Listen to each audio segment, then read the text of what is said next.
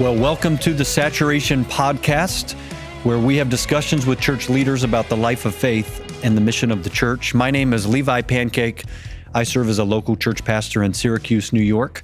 And my guest today is Jim Murphy.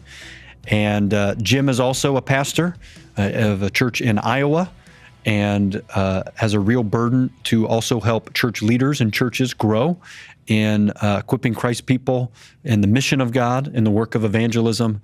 But Jim, you're also a church planter. Mm-hmm. You have planted a number of churches over the last couple decades. And so in this episode, I want to talk about church planting in general, what it is, why it's important, some of the joys, some of the challenges, and all of that. So why don't you start off by explaining a bit about your church planting journey at a high level? Yeah, sure. So I started out in church planting in Southwest Florida, planted our first congregation there, and that's a story in and of itself. But then I witnessed some of it firsthand. Yes, you did. But then we got connected with a group of churches that were all in a planting moment. I learned a lot through that. Ended up closing that. And then we came together and I helped plant a campus of a congregation. So some of that has been a part of my background. And then have also, from there, we moved from Southwest Florida to Syracuse, New York, to plant a church. That was in the context of a team.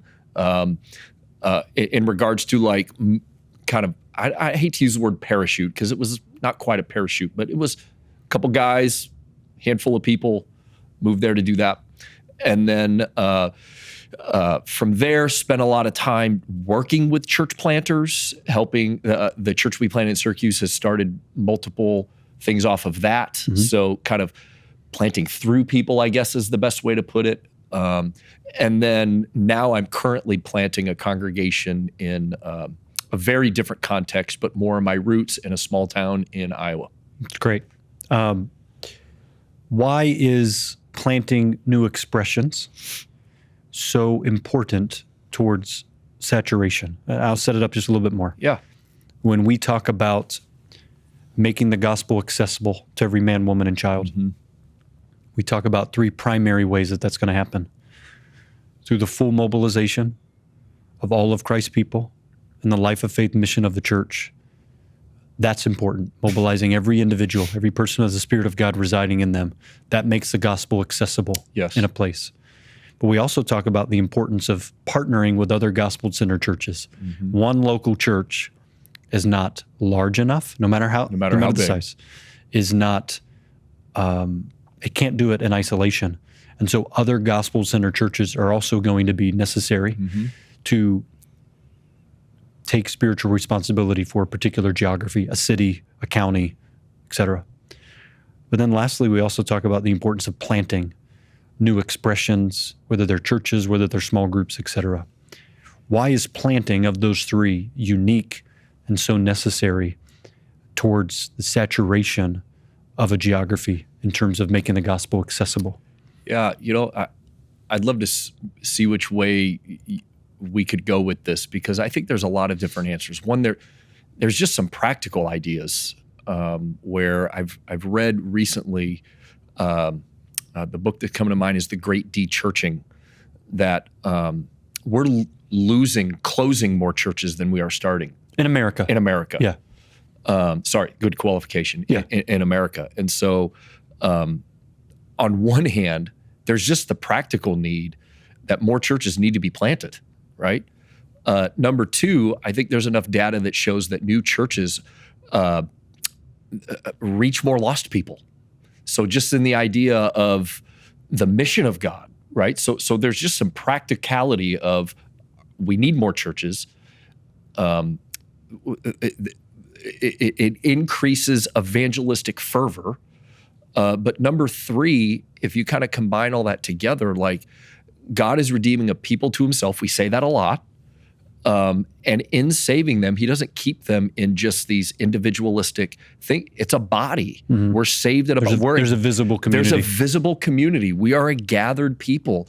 And I think that when those gathered people are in a locality that there is, that now there, there's an increased missional presence. It's a lighthouse. It's a mission outpost. And I think church planting specifically can carry that missional impulse to be an outpost, to reach a place, to go into neighborhoods. And frankly, there's a lot of neighborhoods, a lot of towns, a lot of places that don't really have any gospel presence really in them. Mm-hmm. Yeah, and I mean, you were alluding to a local church. There's the Church Universal. Yes. Capital C Church that we're a part of. But there's also a local church that the people of God are called to be a part of as well. Mm-hmm. Just an obvious thing, but 1 Timothy 3, elders and deacons, Titus 1, elders and deacons, Hebrews 13, you are, pray for your leaders, submit to them, consider the outcome of their way of life, imitate their faith. It implies that they're leaders, and just commonsensically for a moment, I'm not responsible for every Christian in Syracuse, New York, spiritually, when it comes to answering unto the Lord for them, oversight, shepherding care, mobilization. If they come to our church, we want to be hospitable, we want to be kind, we want to faithfully preach, all of that. But when it comes to the spiritual responsibility for mobilizing them, shepherding them, caring for them, there is implied this idea that there are local expressions, local churches. Yeah. And what you were saying is that those missional outposts, those light posts, respective towns, villages, et cetera, they increase the missional fervor, and they make the people of God and the visible community in a local church more accessible. That's what I hear you saying. Yes. Yes.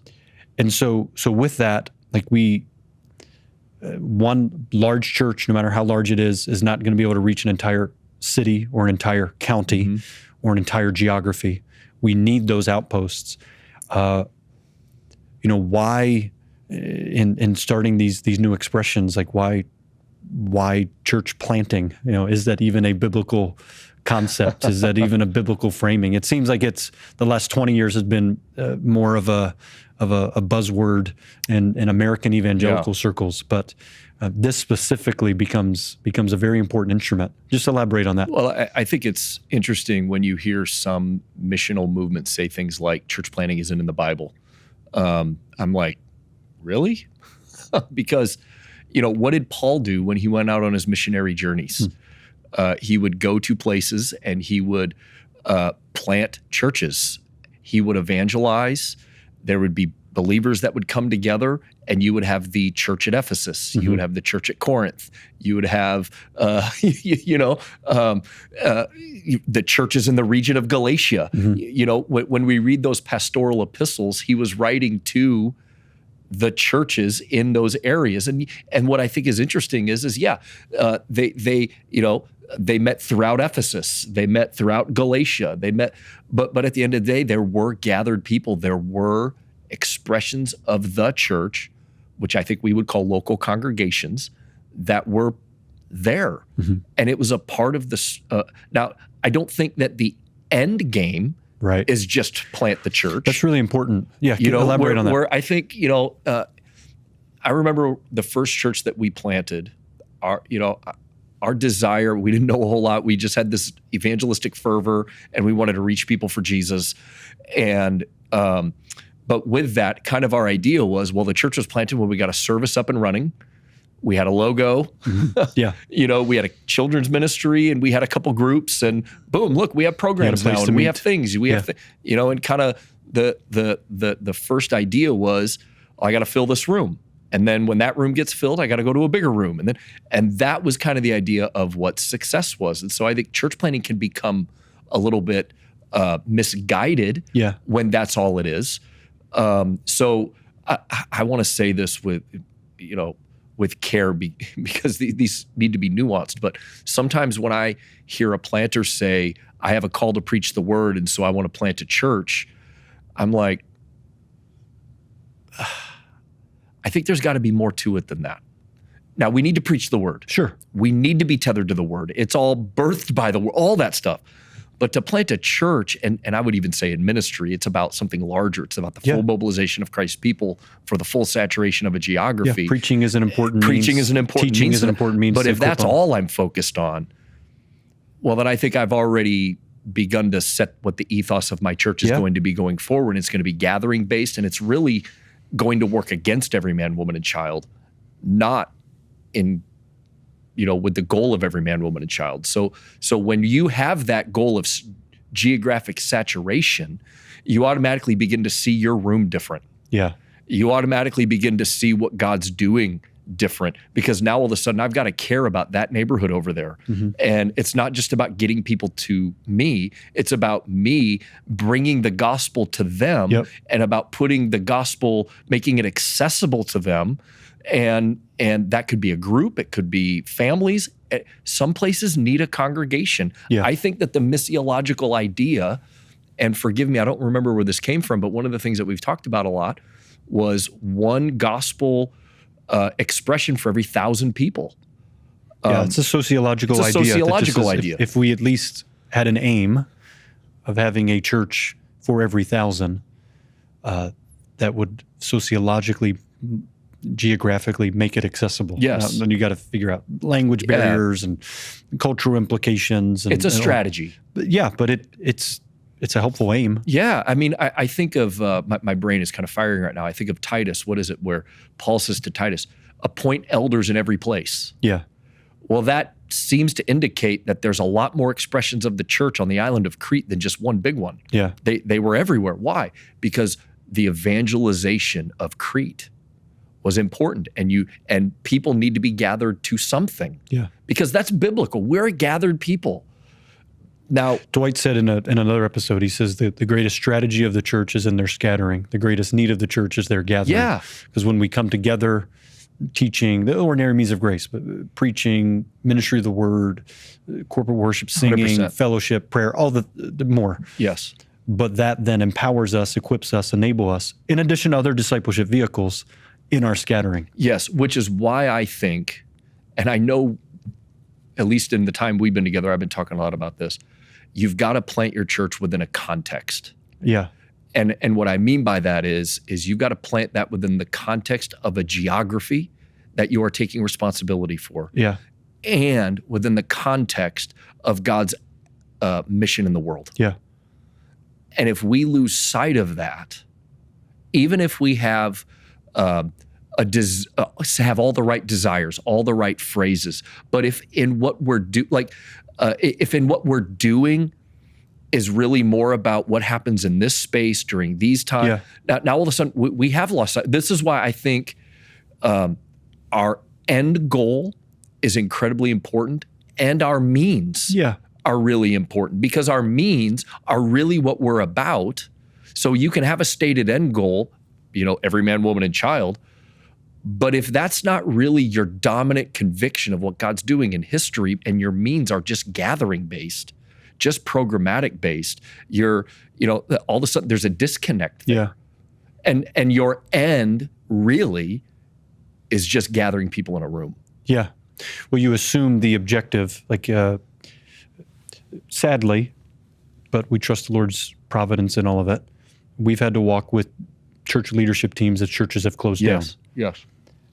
And though that is sad and can be very difficult, it's not the ultimate end game for us as church planners is to ensure that the name of our local churches and that specific local church exists for the next 50 years, 100 years, I hope that it does, because it can be a very important means. But the objective is not the ultimate objective. Yeah. Is not the stability and sustainability of this particular local church. The ultimate objective is to mobilize all of Christ's people in the life of faith and mission of the church for the evangelization of a particular place. Yes. And so the local church, that visible community, becomes an important means to that. But in a lot of church planting, a lot of church planting networks, they assume the ultimate objective, but they make everything about the mechanics of that particular plant. Yes. And that actually functionally becomes the end game. Yeah, And that's what you're cautioning against. Yeah, and I think what it does is, without intending to. Sure, I think they're well-intentioned and good They're motives. well-intentioned. And I don't even want to say that God can't and hasn't worked through. Of course. God works through it all, Yeah. right? And I don't even want to sit here as I'm this massive expert, right? We're all trying to work it out. Yeah. But I do think the fundamental convictions that drive you to make fundamentally different decisions about how you build your budgets, about how you talk about what you're planting, why you're planting, what you're calling people to actually give their lives to, why that, because then that leads you to partner differently. Yeah. It leads you to release assets differently. It leads you to begin to build a leadership that is postured, not just for program management, but releasing people into God's mission into the world and what that looks like through their life. And that my job as a pastor is really to give more things away. And as I try to set that early, DNA sets early in planting, just as it does in human development. And so it's like, I want to plant a DNA in a church that is existing for something bigger than itself, that is wanting to be faithful to its geography, faithful to equipping its people, faithful to playing its part in God's redemptive mission, not just build the name of the church in particular that I'm building. Yeah. And sometimes I think we can conflate those two. Yeah. With all the right language behind it. Yeah. So if there's someone that's listening to this that is a part of a church plant or starting a new group, what would be one encouragement? One or two? You can give two if two come to mind. What would be an encouragement that you would give to them? And then I want you to follow up with a caution, which I already heard a caution that you issued, so maybe think of a different one. Yeah, I think my encouragement would be it's worth it. There's a lot I think we could encourage with, but planting is really hard. It's really lonely. There are days of exasperation. There are times when you don't know how you're going to get paid. Your home is open all the time. Sometimes your wife gets tired. You're raising your kids a lot without a kids ministry. Your teenagers without a youth group. Sometimes you feel like you're the only one that cares about this. But I'll tell you, it's worth it. Every moment of it is worth it if we are going after what God wants, because this is about being a part of God's message of mercy in redeeming people. And when God begins to birth a body in a place where there wasn't, now there's something of eternal value there. And it's being implanted in the people, and it's being implanted in the place. And I remember my last Sunday with you guys in Syracuse 9 years ago now, believe it or not. And I was sitting in the back after I finished preaching my last sermon, and I'm just looking out at the families that were there and what we started with years before that. And you see God build his kingdom. Yeah. When you see the partners that are present and the things that are existing, and you're like, God, it was all worth it. Every bit of it was worth it. And I lean on 1 Corinthians 15:58, that therefore be steadfast and immovable, always abounding in the work of the Lord, knowing that your labor is not in vain. Yeah. And it's worth it.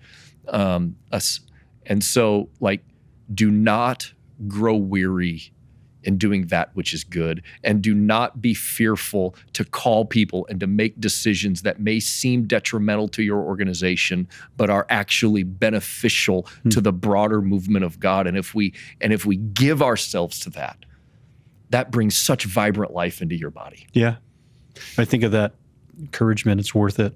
Really appreciate you saying that. And you gave the example of looking over at our church 9 years ago. It was planted 16 years ago. So you were there for the first 5, 6, 8, whatever. Close to 8. Apparently I'm not good at math. Well, we're pastors. We don't need to be. And a lot of cool things happened those first several years that you were there. And a lot of wonderful things have happened in the 9 years since you've been left. and you're able to rejoice in the things that have happened since you left that you actually now have not directly been responsible for, and you have not had a front row seat to it. Right.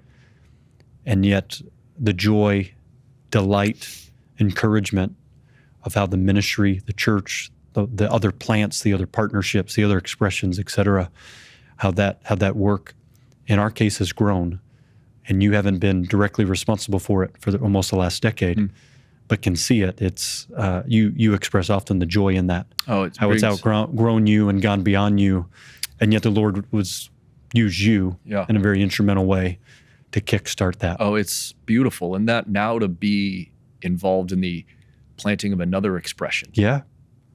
That is still a part of this family. Yeah. Same mission. Yeah.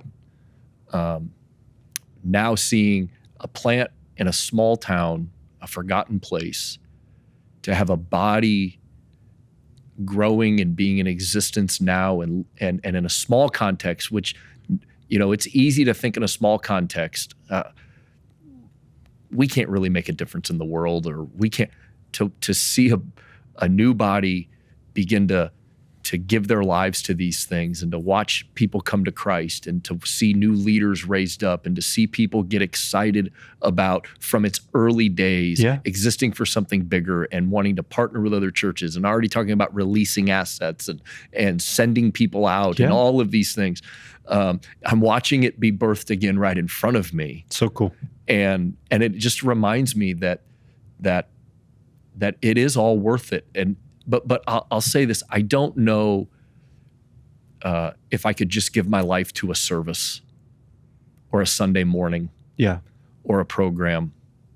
But when all of that is put inside of a bigger context, it is so worth it. Yeah, amen. And so my caution. That's a good job. You transitioned there without me having to prompt you again. You've helped me. But I think so. One caution that you would give then for a planter or someone who's a part of a new work? I think my caution would be take care to not get so caught up in planting your church that you forget the why. That's good. And forget that you can begin to do things from day one that begin to move however many people you have for the full saturation of a geography, mobilizing the people God has given you into that. Yeah. And if you want to think about being a multiplying church, or a church getting its saturation, or a church that wants to raise up leaders and send them out, or any of those things, start that day one. Yeah. Always focus on the why. Always communicate the why. And don't forget the larger mission and vision. Don't forget the larger mission. And I think that something that I've had to learn, something that as I work with other churches, I think that we get tired of talking about the why. And so we kind of think we assume it. And I'm learning not to assume anything anymore. Yeah. I'm not assuming the gospel. You know what they say about assuming. Yes. I'm just 100%. So I've heard. 100. Yeah. I don't want to assume that people know the gospel. I don't want to assume that people know the mission. I don't want to assume that people remember the why. And I think that's one of the primary things that we need to champion for people. Yeah. And even when we're drilling down into practicalities, we've got to drip feed this and hold this and keep talking about this. Okay, I'm drilling into this children's ministry, or how we're going to do a service, or why are we doing, this outreach, and then remembering and calling people, this is why we're doing it. Yeah. This is why we're and so don't neglect, don't stop nurturing, don't stop communicating, and don't stop being convinced yourself of the why. Yeah. And why it's all, like I said, it's all worth it. And this is worth all of the hardship and all of the decisions we're going to make as a church. It's surrendered to that. Because ultimately, I remember Jordan Cinziano and I were asked one time, who's the senior pastor of the church? Because we operated in interdependency.